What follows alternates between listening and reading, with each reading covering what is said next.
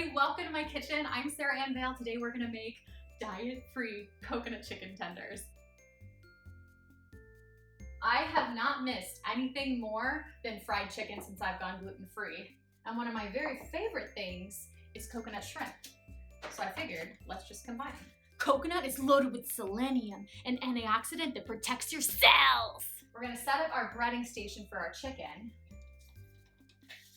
I have a dozen chicken tenders that I've been marinating overnight in a can of coconut milk with 2 limes. We're gonna take the inspiration from buttermilk, which is traditional fried chicken, and we're gonna create that buttermilk acidity with coconut milk and lime, and those 2 flavors just go great together. So the first thing I need to do is make sure my flour is seasoned.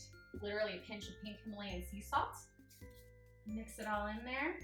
I've got about a tablespoon of seasoned salt that's been on the chicken marinating. So we're gonna season the meat and season the breading so everything tastes delicious. I like to make sure that I have a messy hand and a clean hand. I know sometimes people like to go wet and dry. I just like to do 1 breading hand and then you have an extra hand just in case you need it. So chicken tender 1, we're gonna grab right from our coconut milk. You could use buttermilk for this if you wanted to.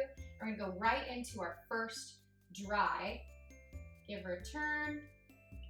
Just gently pat her in there. The coconut milk has been on the chicken overnight. It has this extra viscous, ooey-gooey layer on the outside that's gonna help the breading adhere to our chicken. Since we're doing no egg, we're actually gonna go back from the flour into the coconut milk. It's gonna double as our egg. And with that nice wet layer, we're gonna go right into our coconut flakes. I have unsweetened coconut flakes. And then once it's covered and rolled in that beautiful coconut flakes, she goes right on our sheet tray. Just so you know, coconut is a winner-all for minerals. It's high in copper, iron, and manganese, which is essential for bone health. Get our second chicken tender right in the flour. They're all covered. Back in the second layer of coconut milk, which has our lime. I like to use seasoned salt when I season my tenders overnight because it has a little bit of paprika. And that's a nod to classic Southern fried chicken. Usually it has a little bit of paprika. I like to use my clean hand just in case I need any more flour. And anytime you add something else, make sure you season it. Because this breading is keto friendly, paleo friendly, you can literally bread whatever you want. You could do fish sticks, you could do tofu, you could do cauliflower. Make sure they just have a little space between each other so that the oven has the space to brown them up. If you overcrowd your pan, you're not gonna get that nice brown texture on the edge of all of it. Just in case there's any extra crevices, load them up with that coconut. The more crevices, the more crunch. And what is fried chicken if not for crunch? The color of the coconut flour is so pretty. If you're not a humongous coconut fan, if you're not literally nuts for coconuts like me, you can use whatever flour you want. You can use an AP, you could use cassava flour. Coconut milk works really well in place of the egg because it has a good amount of fat and natural protein. If you love using egg in your fried chicken, use it. These are so easy. It's all just about the prep. It's all life, right? All about the prep. A little bitty one. It's like a chick tender. I actually made sure that I took my chicken out of the fridge about 30 minutes before we started to bread. That way when we bake them, we're not baking them from cold. We're baking them right from room temperature. That's a good thing. So we want to bake these fast so that we can get a good sear on these. And since we're using chicken tenders particularly, they're a really lean cut. And the more lean your meat, the easier it is for it to dry out. Tuck them all in. Everybody fits, but no one's touching.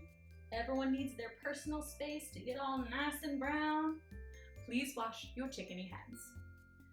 We're gonna bake our tenders at 450 for about 20 minutes. We want the outside to get super golden, but the inside to just come to temperature so it's nice and juicy. And in the meantime, we're gonna make our sauce. I'm gonna make an Asian-inspired honey mustard, which is exactly what it sounds like. I actually have Chinese mustard. It's a little more fragrant than a traditional mustard, and it kind of clears your sinuses like wasabi. I'm gonna add about a tablespoon and a half, couple tablespoons. It's nice and strong. Since this is extra hot, we're gonna add the honey. Any sweetness is gonna cut any kind of heat. You can obviously dip your chicken tenders in whatever you like to dip them in. Barbecue sauce. I'm just gonna eyeball it. I like about 2 to 1 mustard to honey. I have a secret ingredient. Toasted sesame oil. It is the white truffle oil of Asian cooking. It is liquid magic. And just like truffle oil, you only need a little tiny bit. I'm gonna do literally 2 drops. Don't do any more. It smells so good. Toasty, umami goodness. We'll set her aside until our chicken tenders are done. Now it's time to take them out of the oven. Everything smells like toasty coconut.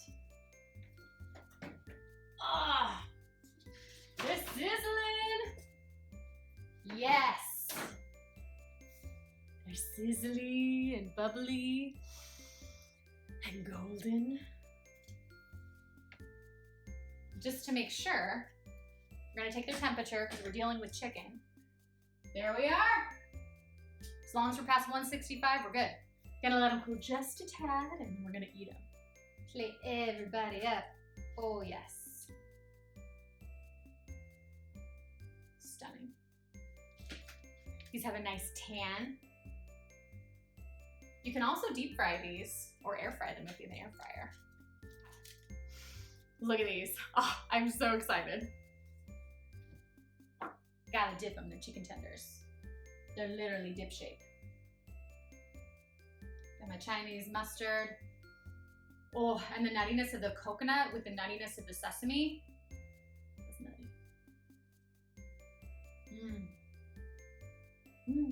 It's still got steamy. Thank you guys so much for cooking with me. Thank you for watching. Please subscribe, ask me any questions you have. I wanna help you make whatever diet-free recipes you're hungry for. I will see you next week with another diet-free recipe.